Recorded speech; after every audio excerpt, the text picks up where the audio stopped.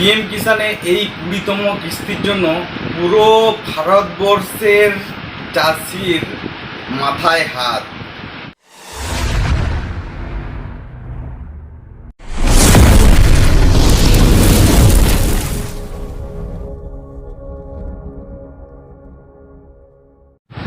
Hello চাষি বন্ধু, আবার চলে এলাম আপনাদের সামনে ইনফরমেশন এগ্রিকালচার স্কিপ চ্যানেলে।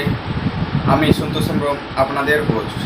আজকে যেটা নিয়ে আলোচনা হবে সেটা হলো পিএম কিষান।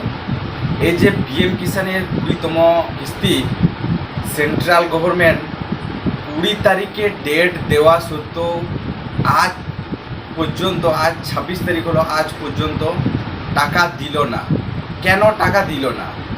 চাষির মাথায় অনেক এখন কোশ্চেন আসবে যে এই স্কিমটি কি বন্ধ হয়ে গেল, না এই স্কিমটি থেকে এই টাকাটা মানে 20তম কিস্তির টাকাটা দেবে না সরকার, না কোনো টেকনিক্যালি ইস্যুর জন্য এই টাকাটা কিছুদিনের জন্য স্থগিত আছে।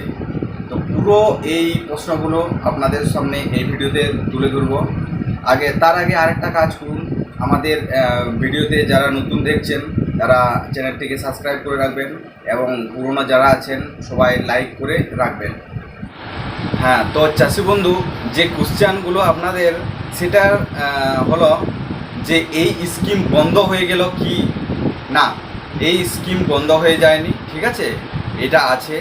আর দ্বিতীয় কোশ্চেন হচ্ছে এই যে 20তম কিস্তি ডেট দেওয়া সত্ত্বেও টাকা দেয়নি, কারণ এটা একটু টেকনিক্যালি ফল ছিল, তার জন্য টাকা দেয়নি, ঠিক আছে।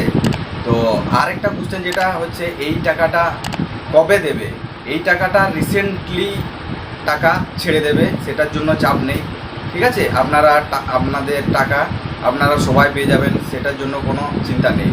চিন্তা হচ্ছে আরেকটা কথা হলো পিএম কিষানের আপনি ডিবিটি লিঙ্ক করেছেন কি না, পিএম কিষানে আপনি কেওয়াইসি করেছে কি না, পিএম কিষানের আপনি ব্যাংক সেটিং করেছেন কি না। কথা হলো এটা, যদি এইগুলো না করে থাকেন আপনার কোনো মতেই টাকা ঢুকবে না।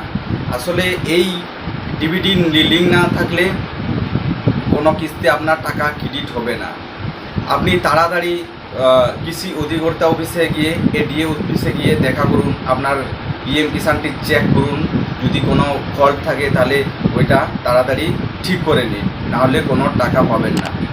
কৃষকদের কাছে এটাই আপনাদেরকে বলা যে এই টাকাটা কিছুদিনের মধ্যে ক্রেডিট হয়ে যাবে, কোনো চিন্তার কিছু নেই।